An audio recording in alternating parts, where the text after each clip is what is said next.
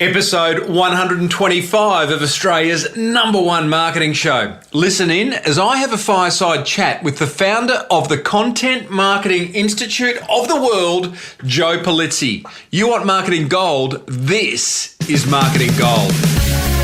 Welcome to the Small Business Big Marketing Show, where successful small business owners share their secrets to take your marketing to the next level. Now here's your host, Tim Reid. G'day everyone and welcome back to Australia's #1 marketing show. I'm your host, Timbo Reid. You are a motivated small business owner. We as a collective are brought to you by the very, very good folk at netregistry.com.au who help get your business sorted online. Big show today. Always a big show. They just get bigger. Very excited about this. Joe Pulizzi from the Content Marketing Institute. This is a man ahead of his time. More on that in a minute. I am also going to share with you a little insight that has come from hosting my Deep Dive Mastermind over the last few weeks. Also want to welcome everyone from the Flying Solo Institute, all those solopreneurs doing it out there by themselves. And we've got a little bit more to cover. So, what I wanted to say with Deep Dive Mastermind, it's a mastermind that I run every Tuesday, 10 o'clock, 10 motivated small business owners sit around the virtual table via webinar, and we as a combined group belt out marketing ideas, tips and tricks dedicated to grow their business. And one of the things that's come to mind, or not so much come to mind, that has come to the forefront is this concept of opportunity cost in our marketing. And what I mean by that is we've got to look at all the marketing that we do in our business, no matter how big or how small, and ask ourselves, what is the opportunity cost of doing that? So an extreme example would be doing a letterbox drop in your local area, spending your $1,000, $2,000, $10,000. I spoke to a small business recently who's spending $15,000 on a letterbox drop and saying, okay, well, A, are you getting a return on that investment? Because you want to, for every dollar you spend, you want to get multiples back. Secondly, what else could you be doing with that money? And it's a really pertinent point given this whole area of content marketing, which we're going to talk about very shortly. There are so many opportunities out there for the small business owner these days, like you and I, to do great marketing. Yeah. And often it doesn't cost a lot. There is an investment of time, but not so much money. So if you as a small business owner right now are spending a lot of dough on a marketing initiative that you've been doing for a long time, may or may not be working as well as you want it to, then start to investigate these other marketing opportunities, particularly around content marketing, and see what they cost. Because you might find that they cost a lot less in terms of money. Yeah, there may be a greater time investment, but in the end, you save money by doing a cheaper form of marketing and you get better results in the long term, yeah? This content marketing thing we're going to talk about today, it is a marathon, not a sprint, as Joe explains. So I just wanted to share that concept of opportunity cost with you and maybe ask yourself, what is the opportunity cost of me doing the current marketing that I'm doing? It's a really interesting question. And sometimes, think what you've always thought, do what you've always done, do what you've always done, get what you've always got. It's time to challenge the status quo, my friends, and that's why you're listening to Small Business Big Marketing. Now, in terms of opportunity cost, Net Registry do make this show possible. So what I would suggest is that you get on and have a look at what Net Registry have to offer to the small business owner like you. Basically, they're there to get your online marketing sorted. So anything from SEO, domain name registration, website hosting, website design, website development, you name it. They are very good at it. And I know there are a number of listeners using their services, a number of Deep Dive Mastermind members using their services, and really happy that they have, because it takes the pain away from online marketing, which can kind of sometimes be painful if you don't know what you're doing. So let's talk Joe Pulizzi, content marketing guy who started the Content Marketing Institute a number of years ago. And boy, was he ahead of his time. content marketing this year, 2013, I reckon it's hitting its straps. We are starting to see a massive attention going to content marketing versus other forms of traditional marketing. What is content marketing? You're going to find that out in the discussion I have with Joe, but you are listening to a form of content marketing right now with my podcast. And I've been doing that for 3.5 years. And basically it's a way of sharing your knowledge and pulling people towards you as opposed to pushing big advertising or direct marketing messages on them, sales messages on them. Joe's a content marketing evangelist. He's passionate about the color orange. You'll hear why in a minute. And he's one of the leading thought leaders behind the content marketing and social media movement of the last few years. I was so excited to be able to speak to him because he does explain it in beautifully simple terms. He's actually in Sydney next week, so it might be a bit late to attend that event, but he's in Sydney week commencing March 4 and running a 3-day content marketing event, which he's going to run again next year, and I hope to be speaking at. Enough of that. Let's hear what Joe and I had to say about the new phenomenon that is content marketing. Joe Pulizzi, founder of the Content Marketing Institute. Welcome to Small Business Big Marketing. Tim, I'm happy to be on. Thanks for having me. Now, Joe, quick question up front. On your Skype message, it says thinking of the color orange. What's that about? Oh, man, I started wearing orange when I launched the business in 2007. And, well, I'll tell you a quick story because it's interesting and there's actually a business point behind it. Okay. I was about my 5th keynote speech, and the person that organized the event said, Joe, we'll have you come in and do the speech, but you have to wear black.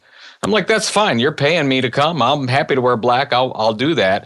Wore black. It was videotaped, and there were a number of people at the event. This was actually in Brussels, Belgium. Nice. And then I got a bunch of response after, and it was everybody was going, Joe, where's the orange? Why didn't you wear the orange? And I never noticed that I'd sort of branded myself in this orange attire. And from that point on, I said, boy, this could be a business advantage because you get noticed nobody was wearing orange. Nobody still wears orange. Yeah. So from that moment on, I kind of went over the psychotic edge on orange, and everything we have in the business and then my own personal wardrobe is orange. And I really feel that it helps our business and our brand. Well, funny story, but also quite seriously, I mean, every business should own a colour. It just that's what the big guys do. You look to any big brand, McDonald's own red and yellow, quote banks, the ANZ Bank in Australia owns a particular blue, it just makes sense. And it's just appealing to one of the many senses that we have in terms of building our brand. So orange is the color we try to own. Do you know my colour? But every day. What's yours? Yeah, 6'4", big guy, pink. Oh, hey, yeah, that's the perfect color for you, not for me. I'm a tough guy. No one will look at me and go, "Hey, Timbo, what are you wearing pink for?" And I got to mess with you. Nah. Now, I'm 5'9". I'm not wearing pink anywhere. I'm sorry. Cool. Well, pink and orange, they would never be seen together. That would be a crime, a fashion crime.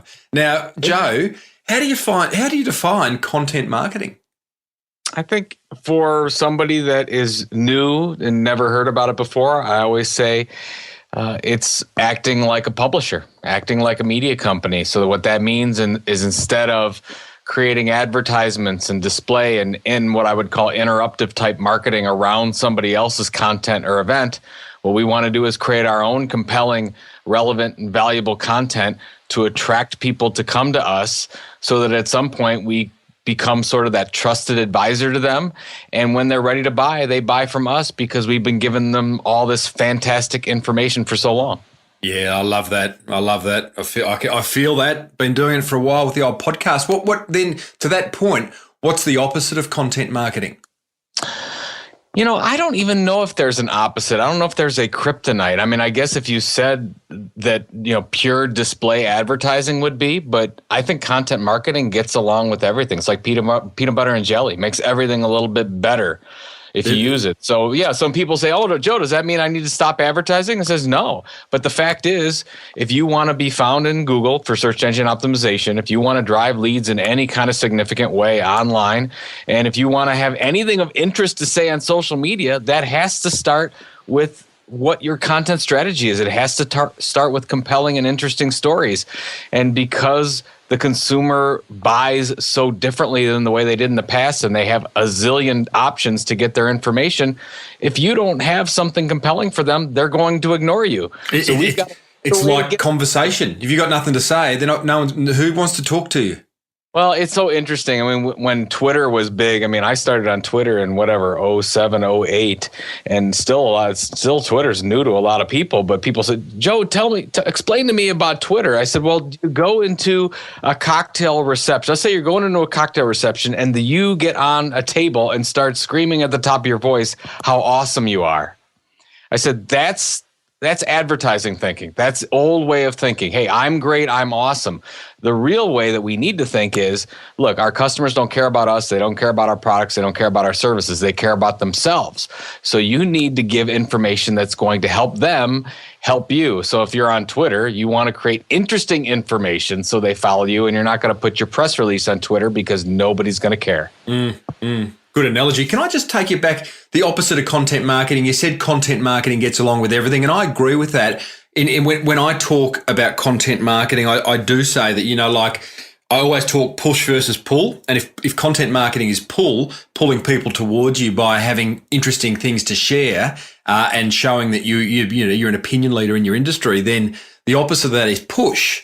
And push to me is pure advertising. Now, I love it when I see an ad in the magazine that has some content marketing integrated into it. For example, call to action, go and visit our YouTube channel for a review of this product. But pure advertising, I would say, would be the opposite of content marketing.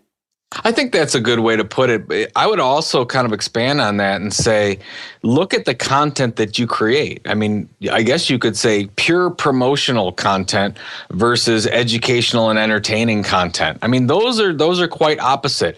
And if you are any company of any size, the most of the content assets you have, most of the stories, most of the assets are about you. They're about all your products and services. And the fact is that those are fine, by the way. I mean, we need those, but what are you going to do the 99% of the time when your customers aren't ready to buy?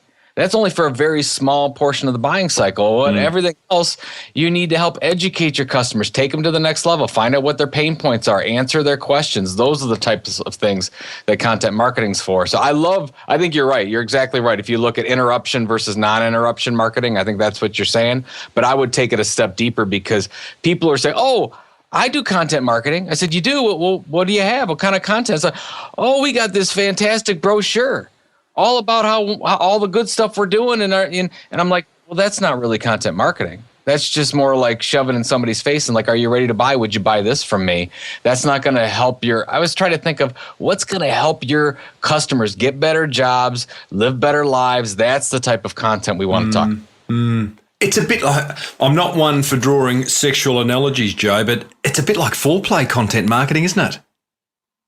Hey, you brought it up. Well, is it? It is. I mean, it's so fun. I mean, even with social media, I love to talk to companies that say, hey, this social media thing's not working for me. I haven't sold anything. I said, well, you expect to get the sale right away? And that's really that's really where you see that analogy that you just brought work really well, because it's all about engaging them, giving them stuff over a long period of time. And you know what? When they are ready to have sex, from your standpoint, Joe, don't be disgusting.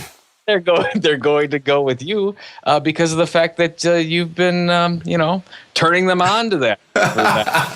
Oh, here we go. That's not going to leave the rest of this interview, is it? At this point, our listeners are going, what? Give me examples of content marketing. That's easily answered. The Content Marketing Institute have got a fantastic, it's called the Content Marketing Playbook, 42 ways to connect with customers, But examples are, well, you're listening to a form of content marketing right now, which is podcasting. We've got blogs, we've got books, there's forums, there's webinars. Give me three more, Joe. Oh boy, white papers. You can do print magazines, print magazines, print newsletters. And could you do a customer event or a prospect event? Yep. All the social media channels are forms of content. And even if you look at offsite content, like guest blogging is very, very popular to make sure that you look like experts, not only on your own sites, but on other people's sites. But I guess what I would do, Tim, is I like to take people a step back from the channels itself, because I think people get the channels, but when we talk with most companies, they jump right to the channels. Like they'll say, Joe, I want to do a blog, or I want to have fantastic Twitter content, or what I want to do this thing on Facebook, or I want to launch a video series on YouTube. All, tactical forms of content marketing. But we want to take them a step back and say, ask the question why, not what. You don't want to jump to what. Let's figure out why. Why are we creating this content in the first place? And I always talk about something called the content marketing mission statement. And that whole idea is, why are you creating what are you doing for that customer to help them in their job, in their life in some way? What is that content about? Just like a media company. If you were, let's say, the leading trade magazine in your industry, what would be your editorial mission? So I want you to come up with that first, what that editorial mission is. And then once you have that and you tie it, by the way, this is content marketing, so you have to tie it to your business objectives, what you're actually trying to do. And that's sort of the secret sauce, that editorial mission combined with your business objectives. Then you can say, where would this type of story be told best? How do we tell that story in a blog? How do we tell it in a content platform? How do we tell it in a webinar? How do we tell it in an ebook? I mean, those types of things. You are singing from the same songbook, because one of the things I talk about a lot is, you might need to be on Twitter, you might need a website, you might need a podcast, but let's just put that aside and figure out, you talked about the why, I just talk about the message. What have you got to say? And let's figure out your through line. So my through line for this show is small business marketing tips and tricks. And so every bit of content I create has to come back to that. Oh, yeah. So you have, that's your mission statement. That's my mission. That's my editorial. What did you call it? Editorial mission. I talked to a CMO the other day of a fairly large company and said, Joe, we have 40-some thousand fans on Facebook, and we've sort of plateaued. How do we get more fans? And my first question, which seemed like an obvious question, was, well, why are you on Facebook? And she didn't have the answer to that. Yeah, it's amazing, isn't it? So you know what? You might not even need fans. I mean, you might not need followers on Twitter.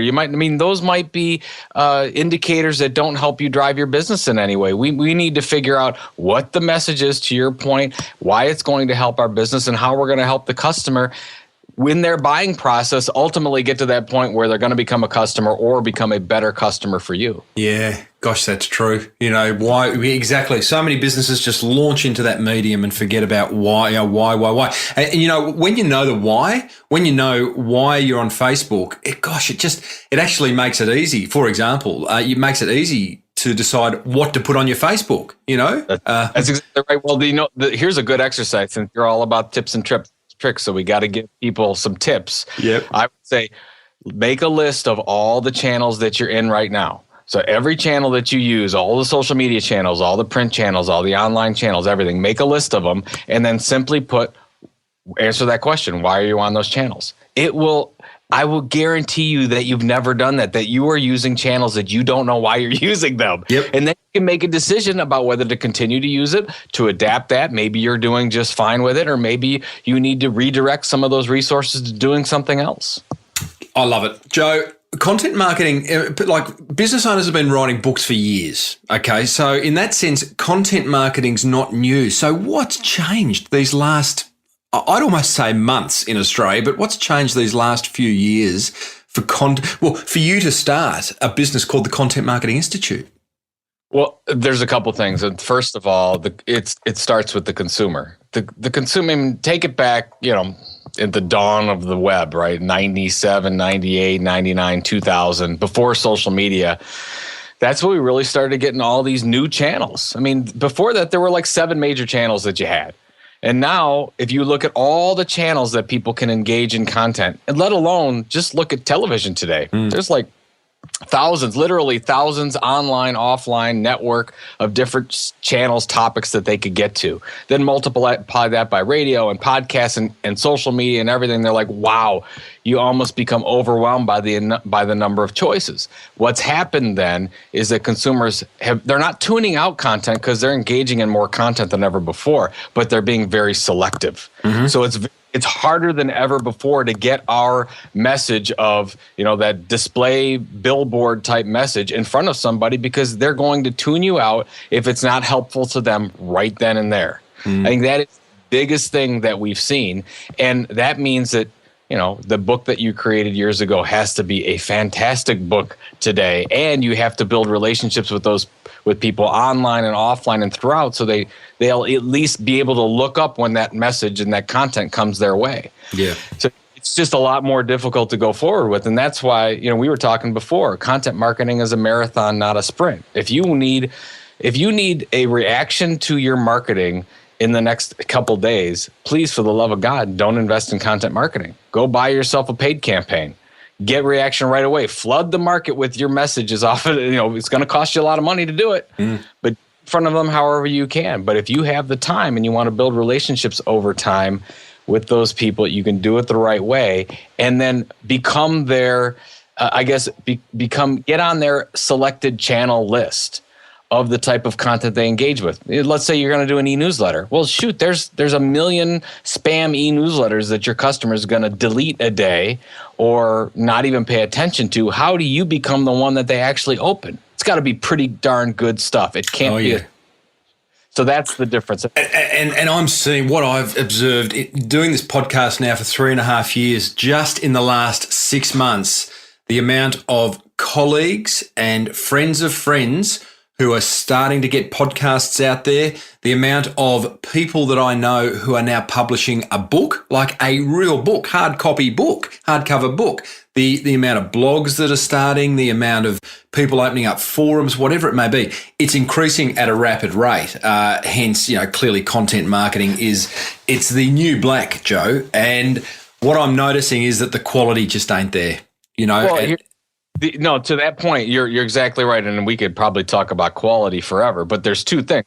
One is this whole thing that's going on with the consumer, but the other thing is there's no barriers to entry in publishing anymore. I mean, I've been in publishing for 13 years. When I started in the business in 2000, it was still quite pricey to figure out your circulation development. If you're going to publish, let's say print and all the production that goes into that and the editorial and the design and the distribution and everything, it was very, very costly. Well, today it costs literally nothing to produce a piece of content and get that publicized in some way. To your point, that means that we don't necessarily companies don't put the time and energy to make sure that it's an epic piece of content.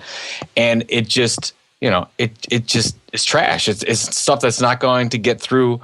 It's not going to help your business, and it's not going to help the customer. And so we have lots of really horrible content out there, and it's getting in the way of the good content trying to get through. Yeah, big time. One of the things I say to clients and listeners, Joe, is that, I'll go back a step. One of the observations I make of small businesses in regards to content is they think, oh my God, it's got to be a Hollywood production. If I'm going to do video, it's got to be a Hollywood production. If I'm going to do a podcast, what's the best mic to get? If I'm going to write a book, it's like, oh, how do I do that? And they get caught up in that, what I call the Hollywood production syndrome versus the quality of the content. I think there's a balance. Do you agree? And if so, where do you see that balance living between production and quality of content? I think it actually depends on the medium, in my opinion. First of all, it's almost a no-brainer. It has to be good and interesting and helpful content. So so you have to start there. So if you good content, then just look at how good the quality has to be. And I think if you look at what's popular on YouTube, I think what we found is that actually substandard video passes in a lot of cases. What doesn't pass is it has to be good audio. Correct. Frustrated if they can't hear something. So if you're going to invest in something, I would say, well, make sure that your audio first, because video is secondary, even when it comes to a video. People don't understand that kind of how that works. Mm-hmm.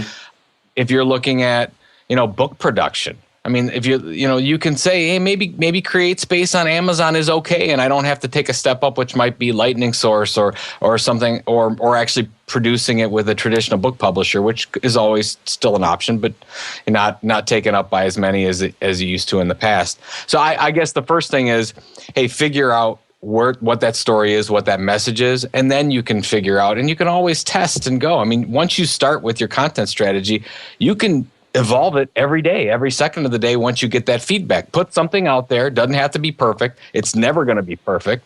Get that feedback and then figure out where you need to adapt. So true.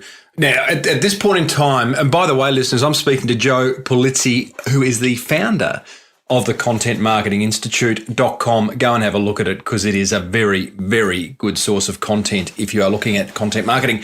Joe, listeners at this point in time are going, you know what? And they're, even before this interview, if they're a long time listener to the show, they're probably already going, got to get a blog, got to get the podcast. Okay, I'm going to get a podcast and I'm an accountant and I'm going to interview people and express my opinions via podcast about creating financial wealth for people who earn over $100,000, and that's my editorial mission, and I'm right there. And then they go, but what if I give all my knowledge away, all my IP away?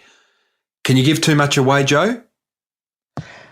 Well, some people would disagree with me, but I haven't talked to too many companies that would give the far, it's not, I don't believe it's an issue.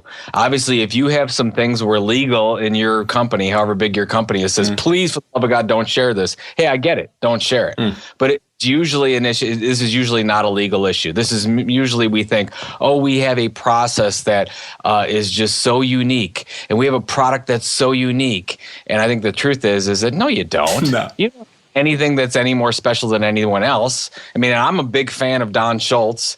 Don Schultz is the author of Integrated Marketing Communications. I've always been a great fan of his, and he's been saying this for 20 years.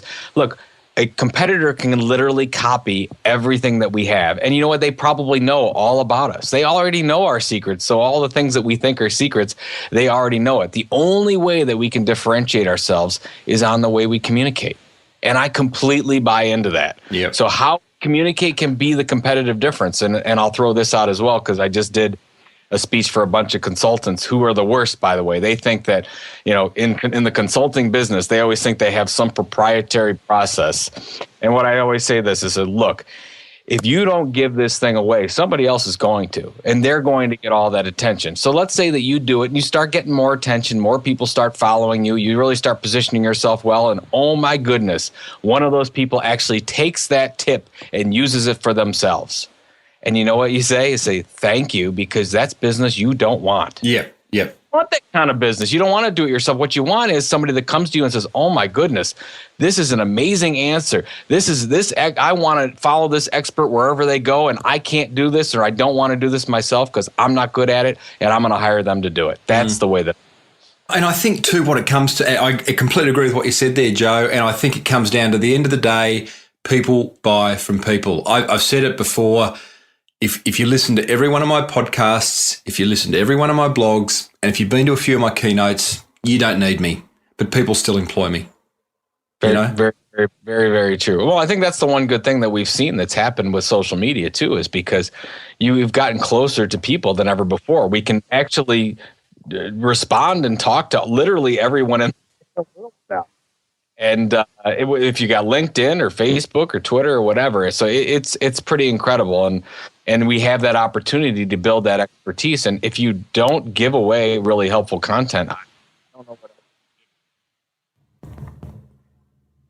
Oh, I lost you there for a minute, Joe. You there? Yeah, I'm still here. Oh, it must have been me. Now, Joe, what this is it's kind of a general question, because clearly the listeners of my show are from all sorts of industries, but I'm really keen for them to get an understanding of what are some of the easiest forms of content marketing and what are some of the more popular forms of content marketing.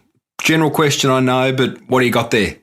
I wouldn't say the easiest. Maybe you could make a case for it. I think for a small business, the most effective tool to use that, in my opinion, would be the blog. I mean, a blog is just a tool. It's not a strategy, but it integrates really well with search. It integrates really well with social media. There's all kinds of templates out there to help you today. It doesn't cost a lot to get going.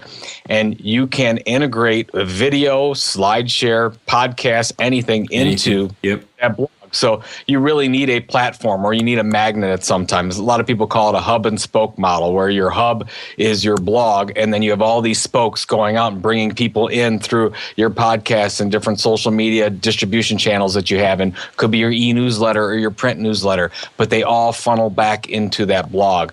And a blog is, at least according to our research, is used by about 75% of the businesses out there in one way or another. Now, here's the issue, Tim. You look at most of those blogs. So let's say that 3 out of 4 companies have a blog. If you look at IBM research, they will say that 85% of corporate blogs have 5 or less posts. So what that means is that we're all really, really good at starting blogs. Oh, yeah. But we're horrible at continuing on. Yeah. You don't understand that content marketing, the success of content marketing, has most to do with consistency than almost anything else. Marathon, not a sprint. Well, it's like social media. You know, how many times do you go to someone's Facebook page or Twitter and, you know, wow, the last update was 3 months ago. You know, again, content marketing, let's talk about money versus time. Content marketing is not an expensive, from a dollar point of view, marketing strategy, but there ain't no thing as a free lunch. So what are you trading? You're trading money for time. And, you know, if you're going to go down the path of a blog or a podcast or writing a book or an e-newsletter, then you really got to commit to it and make it part of what you do each week. You got to diarize it. That's exactly right. And the other thing is, a lot of people listening to this might say, you know, Joe and Tim, I'm not a good storyteller. I'm not a good writer. I'm not a good podcaster, whatever the case is. But I don't want to throw out to them that it has to be you.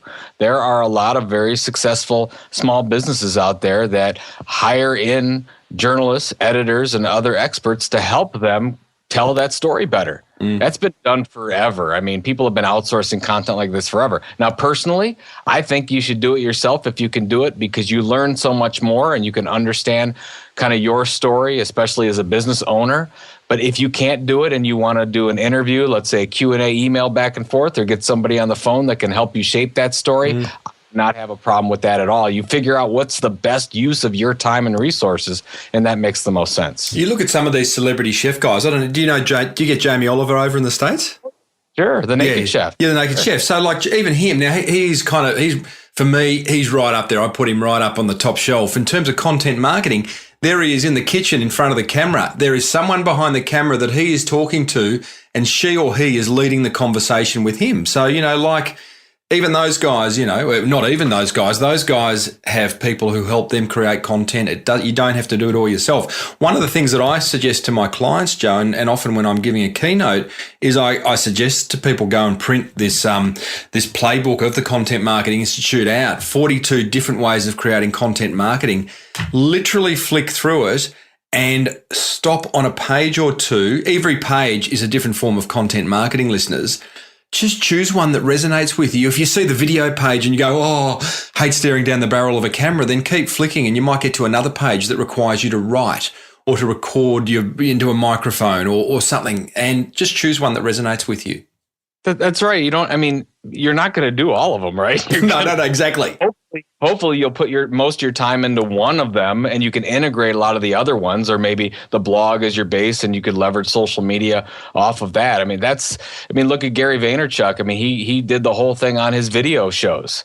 He didn't do, he wasn't typing a lot. He was just getting in front of that camera and doing his thing. You're doing a podcast. Yep. I tend to like doing a blog, but then we integrate a lot into that blog. Like, I love SlideShare. I love integrating video into the blog, but the blog becomes the centerpiece. So, figure out where you feel the most comfortable, because what's great about today is there's so many choices and there are no barriers to entries. You can just pick your poison as long as you understand what your strategy is first. Give me an example, Joe. You've mentioned SlideShare a few times. It's on the social media radar in Australia, and I know my audience is global, but so you let's go through an example. You write a blog post, call it 300-400 word blog post. Do you then have someone turn that into a slide deck in PowerPoint and upload to SlideShare and embed that into the blog? Actually, I'll give you an example because it just happened. Cool. So we had one of our guest writers, Roger Parker, wrote a fantastic post on the 12 months of SlideShare. And it was incredibly successful, shared all over the internet. And we're like, wow, this would actually be a really good SlideShare post for that. So what we were doing is we take those 12 months, we create highly visual, we cut that blog post down into more bullet point type scenarios with headlines and really heavy calls to action for what they need to do. 12 slides. We're working on that now. It'll be up in a couple days, and then we'll put that on SlideShare for additional distribution, and then link that back again to the blog post. For those people that don't know, SlideShare is the YouTube for PowerPoint presentations, is the easiest way to think about it. But what's amazing is there's 85 million people every month going to SlideShare. People are actively looking for slideshows. I know people are like, are you kidding me? Yes, absolutely. All right. And the other thing is that SlideShare gets a lot of traction and a lot of ranking with Google. So if you don't have a lot of credibility in Google, you could actually put something on SlideShare, and I call it backdooring search results.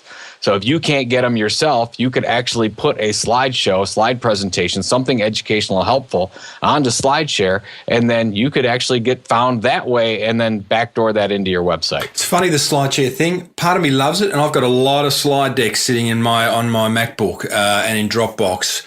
But those slide decks of mine really they rely on me to be speaking to them. And so if because a lot of my slides are either a picture or, one word, 2 words, 3 words. So how do you flip that? Do you have to then design the slides so that they live and die by their own sword? Look, I'm like you too. Like when I go out and do a presentation, if somebody says, Joe, can I have your presentation? I'll throw it up on my personal SlideShare so they can get that presentation. And you're absolutely right. Half of my slides are pictures only. They make no sense to anyone. So, but on our CMI, our corporate SlideShare page, we're very deliberate about how we're going to put that up there. We've got to make sure that every slide that's up there tells a story in and of itself. So if I'm you, I'm going to say, look, this 40 slide presentation that I gave at the university, that's not going to work. I'm going to cut this down to 15 to 20, and I'm going to tell a story around that. So it might take an extra hour to 2 hours of work, but it's well worth it because that'll then tell the story for you, and they don't necessarily have to have you there. Right. So you all of a sudden, you're not creating a slide deck for a keynote. You're creating a slide deck for SlideShare that tells the story within the boundaries of each slide. Exactly. And I would probably separate it. I would probably say that the presentations that you do with PowerPoint or Keynote have nothing to do with SlideShare. I would look at SlideShare more like a YouTube, like, are you going to tell a story in this channel? Think about it that way. And it's driven home a ton of business for us directly. And I think SlideShare is a sleeping giant. It's owned by LinkedIn. So if you're looking at what's a new channel that I need to be driving into, I would look at SlideShare now. Yeah, I agree. It's been around a while, and it's kind of on that secondary radar for me, but it is a good one. Joe, a question on the spot, but does any small business come to mind for you right now? When I say small, bricks and mortar type business, a vet, a dentist, a chiropractor, who is just using content marketing so beautifully? Well, I mean, I can give you a couple different kinds, but I'll give you, if you go to conditionedair.com, very simply, this is nothing outlandish. She started a blog back in 2010. Theo Etzel's the owner of that Conditioned Air, is a heating and air conditioning company. Mm-hmm. They install air conditioning units for other businesses and consumers, and was doing a really good job branding and everything else, and said, look, what's this whole social media thing? And we talked about the idea that you really needed to have a message, a story. So what Theo did is twice a week is created a helpful post about, how you can save energy in Southwest Florida, mm-hmm. How you can, when you need to change your filters and why, what's a programmable thermostat, and did all that. And within about 6-9 months, because when you first start a blog, you get radio silence. It takes a while, but once you get going, and now he sees thousands of people that are coming to his site that never would have been there before. He gets thousands of people saying, hey, I want more input from you. They're filling out contact forms, and they're getting there because they're typing in things in Google and they're seeing content on social media about helpful tips around HVAC. And if they weren't creating that original blog content, they'd never get to that site at all. Just digging deeper on that, because I get that. That's just a smart example of a small business, a heating and air conditioning business, creating really useful content for their prospects to find. And if they find it, they and consume it, they go, these guys know a lot about heating and air conditioning. I trust them. I'm going to inquire. I'm going to ring them. I'm going to email them. I'm going to walk into their shop. I get that. Are they doing anything below that in terms of search engine optimization, getting the metadata right, getting the page description, the URL? Because at that point, that's where I could see a lot of small business owners going, okay, that is now too hard.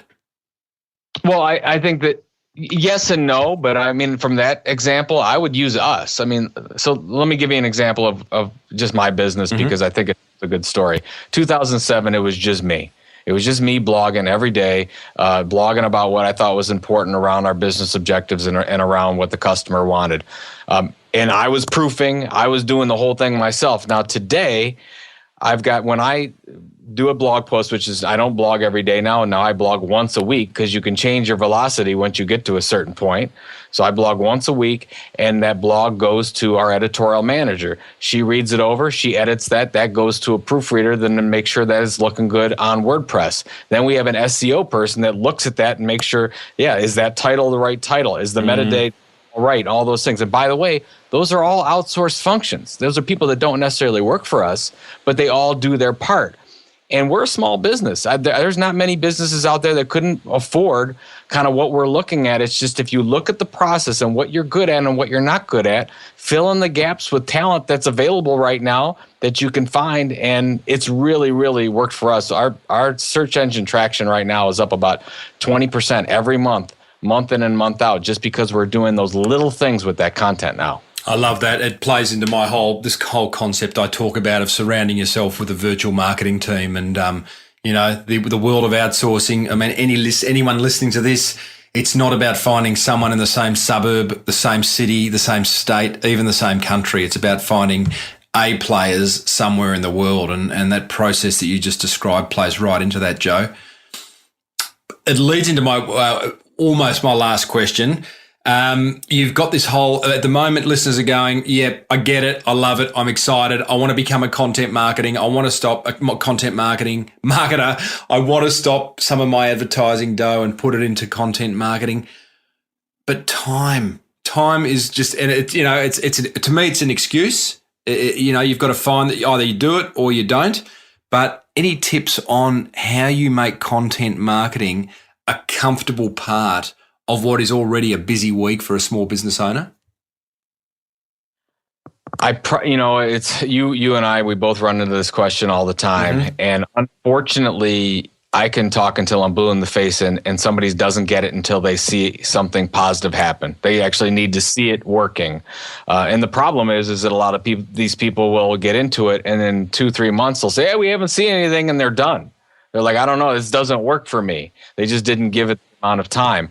I always say you got to start a little pilot program. You've got to commit to the program for at least 6 months. And just like a television show has a pilot, you need to do a pilot too. You have to say, here's our goals. Here's what we're going to do. Here's the strategy. And we're going to consistently do this over 6 months. And here's the metrics we're going to follow. And if you do that, you will see results.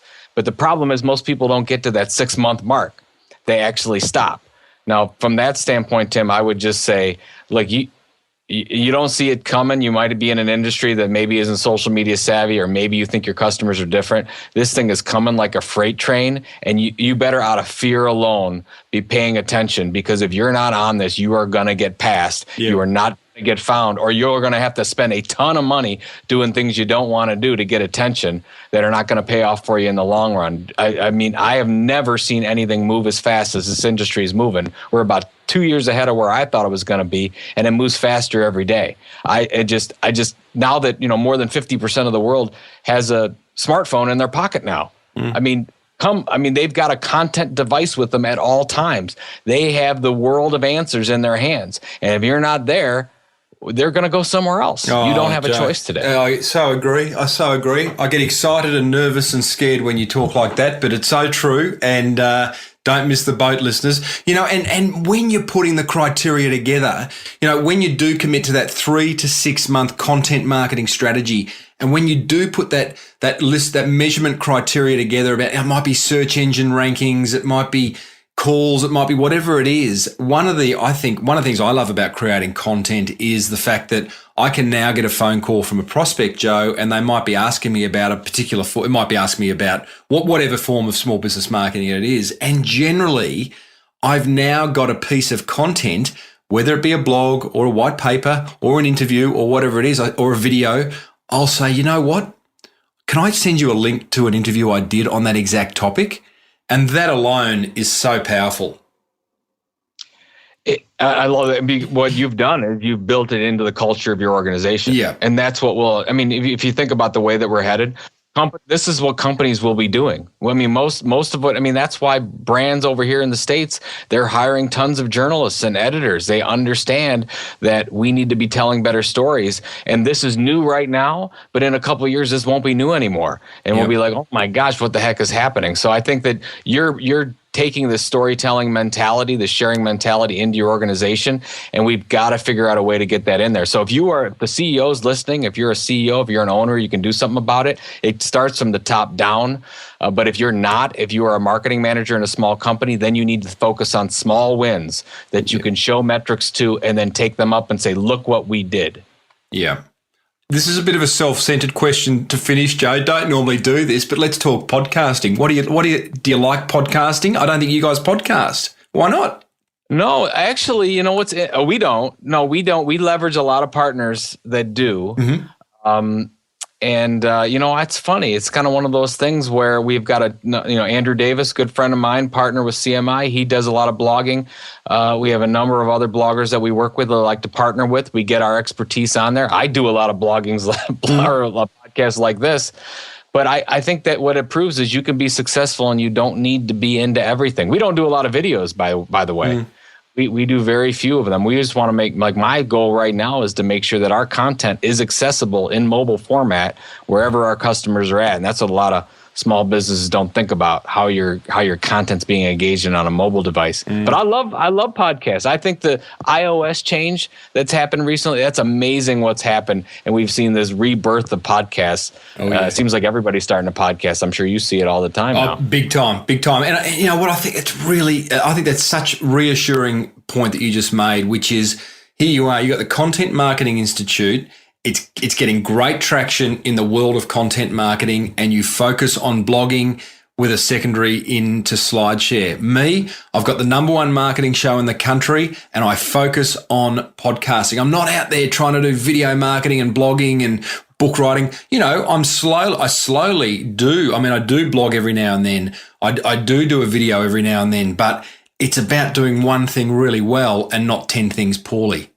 Joe, absolutely. It has been an absolute pleasure to have you. Now, you guys are coming to Australia. That's exciting. I'm hoping to you're going to have the Content Marketing Institute is holding an event in Sydney. Now, podcasting is one of those kind of, people could be listening to this show in a year's time. So, but I will put in the show notes the dates, and I will make comment after this interview is over, unless you know the dates off the top of your head, Joe, that you're going to be in Sydney.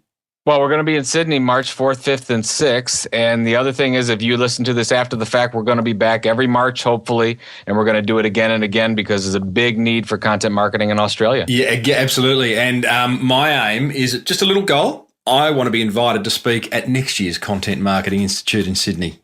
I think we're going to need a session on podcasting. I can hear it. I can feel it. Absolutely. In fact, we're going to do a podcast live from stage. It'll be if you haven't got one by then already, then we are going to do the first episode of the Content Marketing Institute's podcast live on stage in Sydney in 2014.